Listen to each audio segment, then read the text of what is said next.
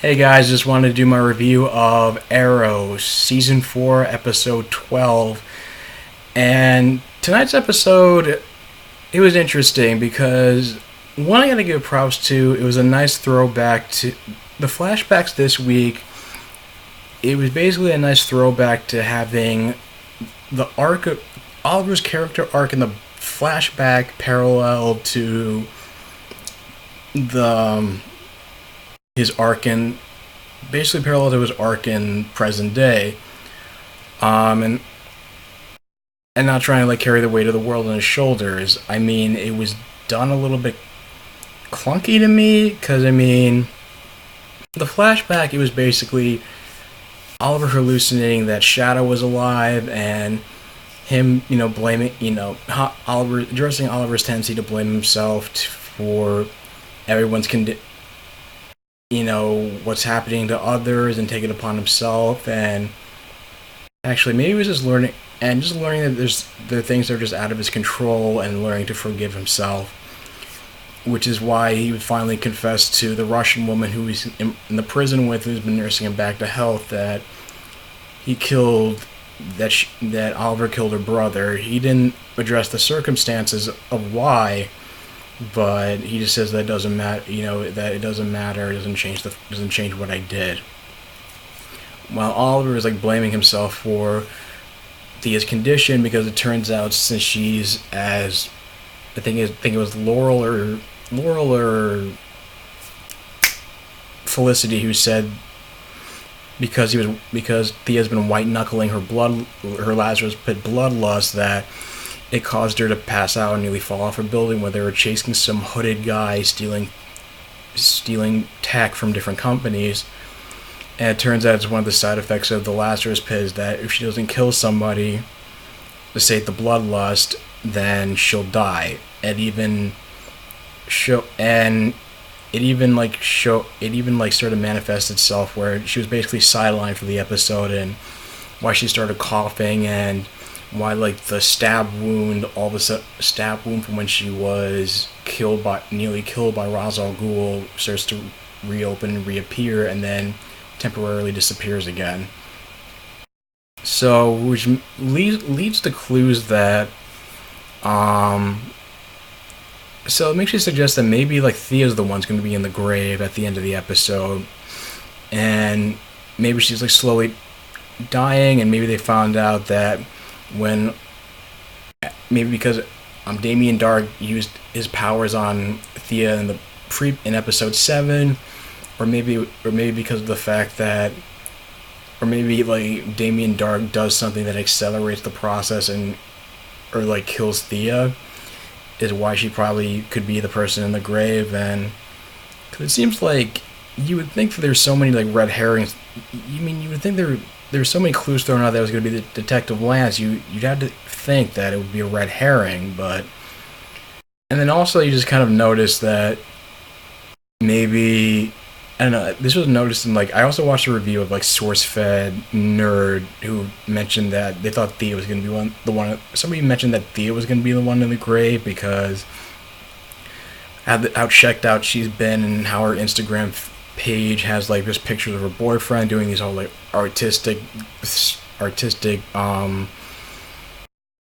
like photos by her boyfriend, and how she's like topless, but it's not like you can see her topless, and these artsy fartsy photos. And apparently how she's been posting like less, I guess she's been posting less Instagram photos with the cast, but since season 4, but maybe I'll probably not read too much into that.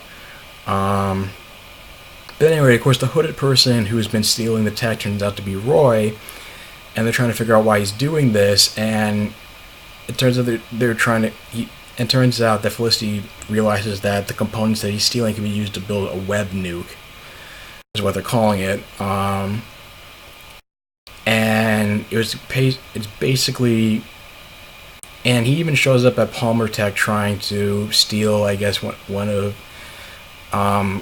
Curtis Holt's power cells, and I guess he tries to, and during the fight, I guess Curtis tries to throw a T-spear, and then Roy throws it back, and I guess like it causes like I guess it like causes like a sound wave or some kind of force, that propels Curtis back before the spear and touches him. I'm a little rusty about I'm a little rusty about his powers in the comic books, just because I only seen him in Justice League Unlimited, and it's basically just he's basically just responsible for like teleporting different members of the Justice League to different locations. Was basically like his only job he was delegated to. So basically, Roy's confronted by Green Arrow, Black Canary, Spartan, aka Diggle, and Felicity notices the contact, I guess like flickering in Roy's eye, and so Felicity tells Oliver to shoot Roy with an arrow, a trank arrow, and then they bring him back to the Arrow Cave where they remove the contact, and Roy explains that he was being blackmailed by a villain calling himself the Calculator, which, as a running gag, like Felicity keeps pointing out how ridiculous it is, and even though the other characters, Team Arrow refers to him as such, she gets annoyed that they keep even using that name. So it basically,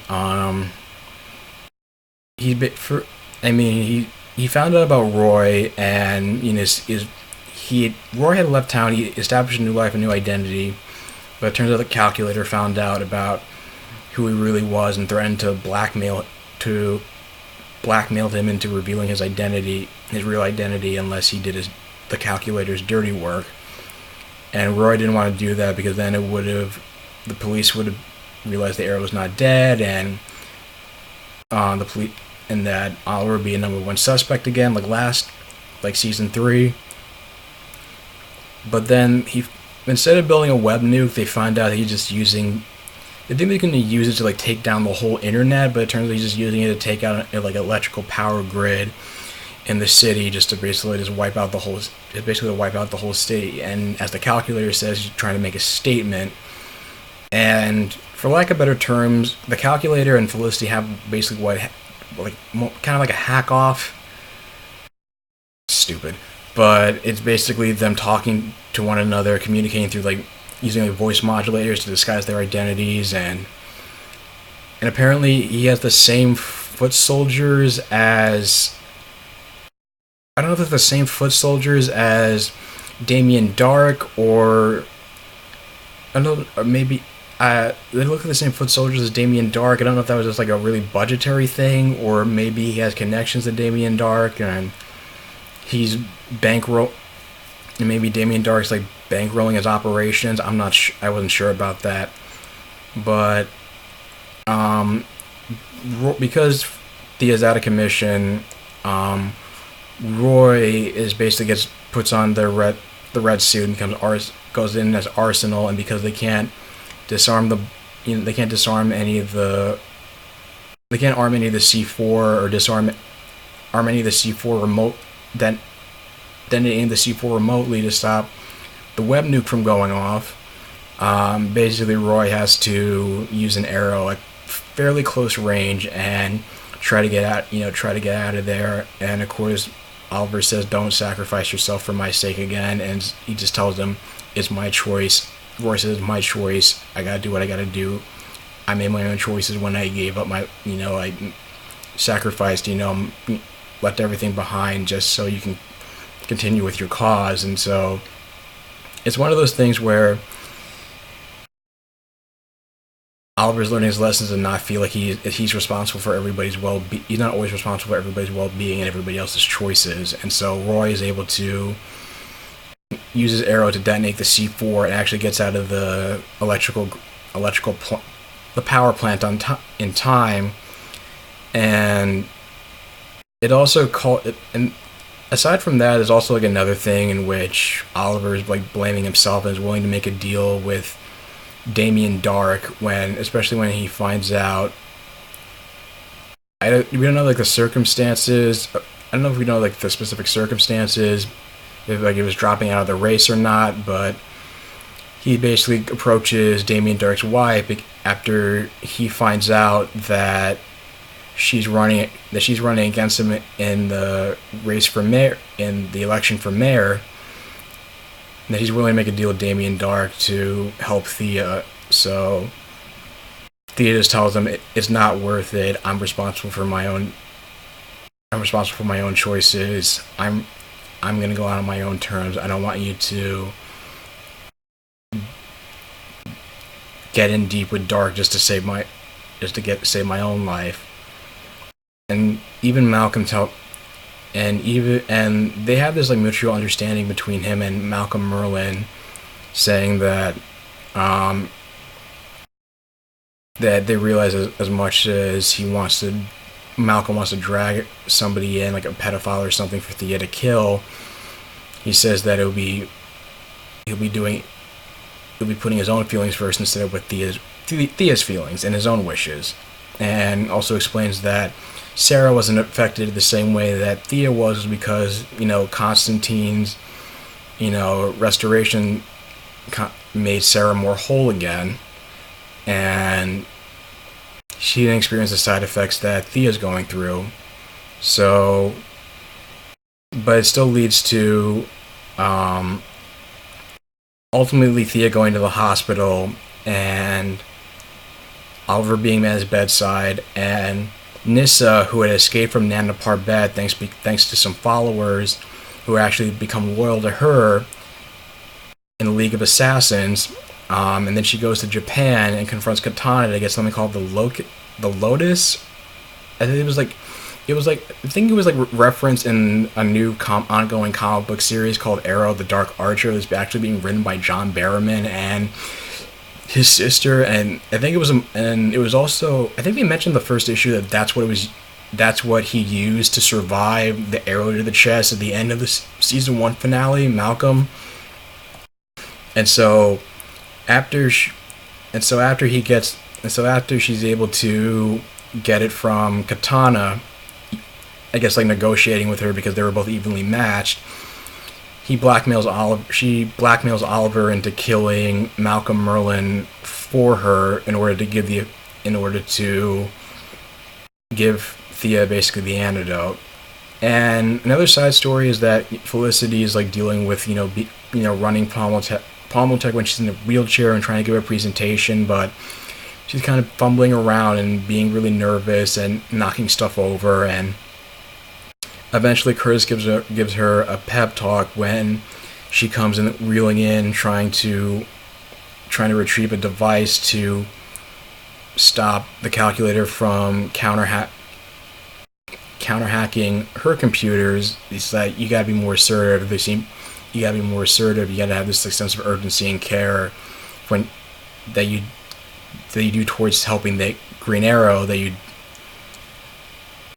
She should put the same level, like a urgency and care and whatnot, into both helping the Green Arrow and Palmer Tech. And so she's able to, and so in spite of like one of her board members telling her that maybe she shouldn't present because she's in a wheelchair, she basically is able to assert herself and with some poise and confidence, and in spite of everything. And the calculator shows up at the presentation and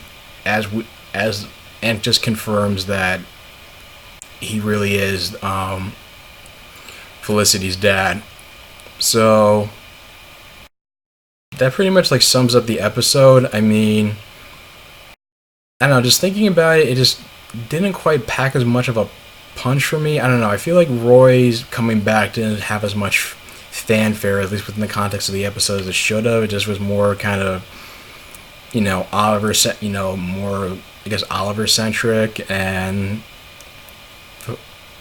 centric, so and I guess Thea, and centered more around the drama surrounding Thea. So I don't know. The episode was a mixed bag for me. But I think that pretty much sums it up. I'm kind of excited for next week. I mean, I like the idea of, there's civil war, but within like the League of Assassins, one being, these two factions, one being led by Malcolm, one being led by Nyssa. But it kind of makes me worried because it's like, okay, apparently they're introducing Shadow Spire, apparently in present day. I didn't know if that their appearance in last week's episode was going to be like a one-shot thing, or Green Arrow is going to have to worry about Shadow Spire, Hive, and the League of Assassins. So I'm kind of looking forward to more like the League of Assassins stuff, just because it's something different from like the Damien Dark and the Hive stuff, just as like something refreshing, since that's been like the only major arc this season. Is there anything you forgot to talk? Is there anything I forgot to talk about? Did you guys like this episode? Just let me know in the comments down below. If you like this video, like, share, and subscribe, and I'll talk to you guys soon. Take care. And also, I'm going to have my Agent Carter review up, hopefully either tonight or tomorrow, because I haven't seen the episode yet, so I have to go check it out online. And I'm also going to try to do a Legends of Tomorrow review, and I'm actually going to go see a free sneak preview of Deadpool tomorrow night, so I'm going to try to do a review for that movie as well. So have a good night, guys, and take care.